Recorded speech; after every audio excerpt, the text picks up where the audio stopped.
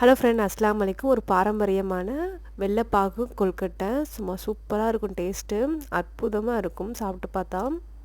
வெள்ளைப்பாகு கொழுக்கட்டை செய்கிறதுக்கு 2 கப்பு நம்ம அரிசி மாவு எடுத்துக்கலாம். நார்மல் கடையில் கிடைக்கிற அரிசி மாவே எடுத்துக்கலாம். கொஞ்சமாக ஒரு பிஞ்ச் உப்பு மட்டும் சேர்த்துக்கலாம்.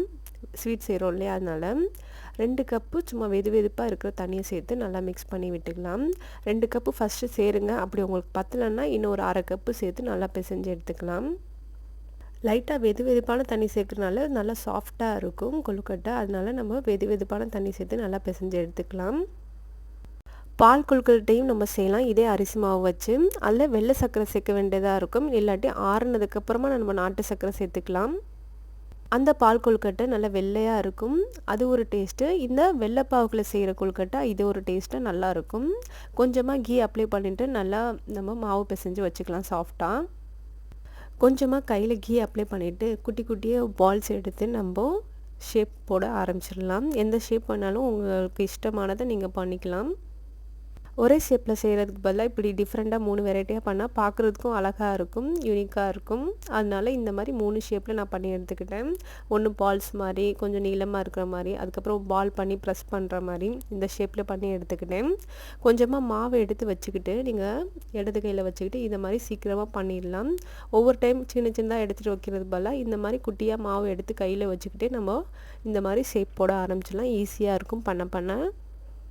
ஒன்றோட ஒன்று ஒட்டாமல் இருக்கிற மாதிரி சின்ன சின்ன பிளேட்டில் நம்ம செஞ்சு வச்சுக்கலாம். இது மாதிரி ஒரு 3 பிளேட்டில் நான் செஞ்சு வச்சுக்கிட்டேன். கடலைப்பருப்பு இருக்கு இல்லையா, அதில் ஒரு 1/4 கப்பு நம்ம குக்கரில் சேர்த்து நல்லா வேக வச்சு எடுத்துக்கலாம். 1 டீஸ்பூன் அரிசி மாவை எடுத்து கொஞ்சமாக தண்ணி சேர்த்து நம்ம கலந்து வச்சுக்கலாம் திக்னஸ்க்காக. இது சேர்க்குறப்போ கொஞ்சம் திக்காக இருக்கும் நம்மளுக்கு பால் கொழுக்கட்டை. ஒரு பேனில் 1 டீஸ்பூன் நெய் சேர்த்துட்டு ஒரு பட்டை, 2 ஏலக்காய், 2 கிராம்பு சேர்த்து நம்ம ஃப்ரை பண்ணிக்கலாம். பட்டை கிராம்பு ஸ்மெல் பிடிக்காதவங்க அதை ஸ்கிப் பண்ணிக்கிட்டு வெறும் ஏலக்காய் மட்டும் சேர்த்துக்கோங்க. நம்ம வேக வச்சு எடுத்துருந்த கடலைப்பருப்பை இதில் சேர்த்துட்டு தேவையான தண்ணி சேர்த்து நல்லா கொதிக்க வச்சுக்கலாம். அதுக்கப்புறமா நம்ம கரைச்சி வச்சுருக்கோம் இல்லையா, அந்த அரிசி மாவு கலையை சேர்த்துட்டு அதுக்கப்புறம் நல்லா கொதிச்சதுக்கப்புறமா நம்ம பண்ணி வச்சுருக்கிற கொழுக்கட்டையை ஒவ்வொரு பிளேட்டாக சேர்த்துக்கலாம். ஒரேடியாக சேர்க்க வேணாம், ஒன்றோடு ஒன்றா ஒட்டிக்கும். அதனால் ஒரு பிளேட் ஃபஸ்ட்டு மெதுவாக சேர்த்து நல்லா கொதித்து மேலே வந்ததுக்கப்புறமா இன்னொரு பிளேட்லேயே செஞ்சு வச்சுருக்க கொழுக்கட்டையை இதில் சேர்த்து கொதிக்க வச்சு எடுத்துக்கலாம். இதே மாதிரி எல்லா கொழுக்கட்டையும் மெதுவாக சேர்த்து நல்லா வேக வச்சதுக்கப்புறமா நம்ம அடுத்த பேட்சை ஆட் பண்ணிக்கலாம்.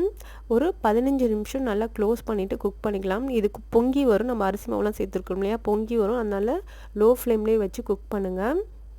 இது குக் ஆகிட்டு இருக்கட்டும். அந்த கேப்பில் நம்ம வெள்ளைப்பாகு காய்ச்சி வச்சுக்கலாம். ஒரு 3 கப்பு வெள்ளத்தை, நுணுக்கின வெள்ளத்தை நல்லா காய்ச்சி எடுத்துக்கலாம். ஒரு அரை கம்பி பதம் வரைக்கும் காய்ச்சிட்டு வடிகட்டிட்டு இதில் சேர்த்துக்கலாம். 2 கப்பு அரிசி மாவுக்கு 3 கப்பு வெல்லம் நம்மளுக்கு கரெக்டாக இருக்கும். ஸ்வீட்டும் நம்மளுக்கு கரெக்டாக இருக்கும். குப்பையெல்லாம் நீக்கிட்டு வடிச்சிட்டு நம்ம சேர்த்துக்கிறனால வெள்ளைப்பாகு சேர்த்ததுக்கப்புறம் கொஞ்சம் தண்ணியாக இருக்க மாதிரி இருக்கும். கொதிக்க கொதிக்க நம்மளுக்கு திக்னஸ் ஆகிட்டே இருக்கும். ஒரு அரை கப்பு தேங்காய் துருவலை இதை சேர்த்துக்கலாம். தேங்காய் துருவலை சேர்த்தா தான் இதோட டேஸ்ட் ஃபினிஷிங் நல்லாயிருக்கும். அப்படியும் உங்களுக்கு தேங்காய் துருவல் சேர்க்க இஷ்டம் இல்லைன்னா தேங்காய் பால் கூட நம்ம சேர்த்துக்கலாம். அவ்வளோதான், நம்மளுக்கு சூப்பரான வெள்ளைப்பாகு கொழுக்கட்டை ரெடி ஆயிருச்சு. இதை நம்ம அப்படியே சூடாக சர்வ் பண்ணோன்னா சாப்பிட்றதுக்கு அமிர்தம் மாதிரி இருக்கும். குழந்தைங்களுக்கும் ரொம்ப பிடிக்கும். ஹெல்த்தியான ஸ்நாக்ஸ் கூட ஈவினிங் நம்ம ஈஸியாக பண்ணி கொடுத்துடலாம். உங்களுக்கு இந்த வெள்ளைப்பாகு கொழுக்கட்டை ரொம்ப பிடிச்சிருந்தா லைக் பண்ணிவிட்டு சப்ஸ்கிரைப் பண்ணி சப்போர்ட் பண்ணுங்கள். அப்போ தான் நான் போகிற வீடியோ டிக்டாக்னு வந்துக்கிட்டே இருக்கும். Thank you friend.